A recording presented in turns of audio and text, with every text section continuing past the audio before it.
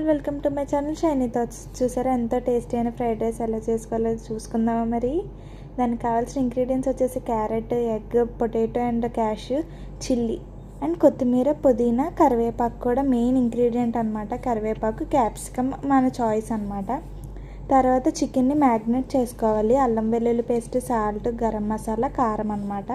అవి వేసి నానబెట్టుకుని ఒక 15 మినిట్స్ మనం డీప్లో పెట్టుకోవాలి. తర్వాత మనము రైస్ కుక్ చేసుకుని తర్వాత ఒక బౌల్లోకి అంటే దాకలోకి చికెన్ తీసేసుకుని వాటర్ వేసుకుని మనం కాసేపు వేడి చేసుకోవాలన్నమాట.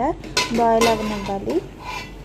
సో చూసారా, అలాగా కొంచెం బాయిల్ అయిన తర్వాత వాటర్ అంతా పోయేంత వరకు మిక్స్ చేసుకోవాలి. తర్వాత ఒక పెద్ద కడాయిలోకి 5 టేబుల్ స్పూన్ల నెయ్యి, 5 టేబుల్ స్పూన్ల ఆయిల్ కూడా వేసుకోవాలన్నమాట.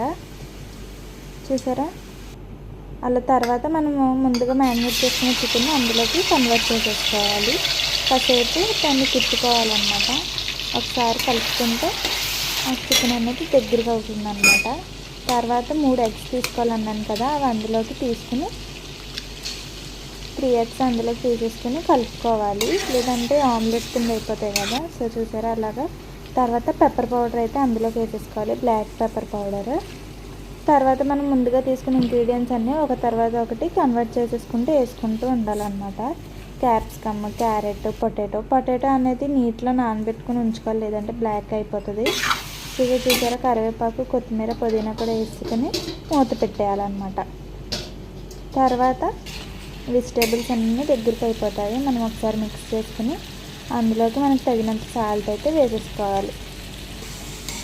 చూసారా, తర్వాత కూడా ఒకసారి మనం కలుపుకుంటే ఆ సాల్ట్ అనేది ప్రతి ఒక్క వెజిటేబుల్కి సెట్ అవుతుంది అనమాట.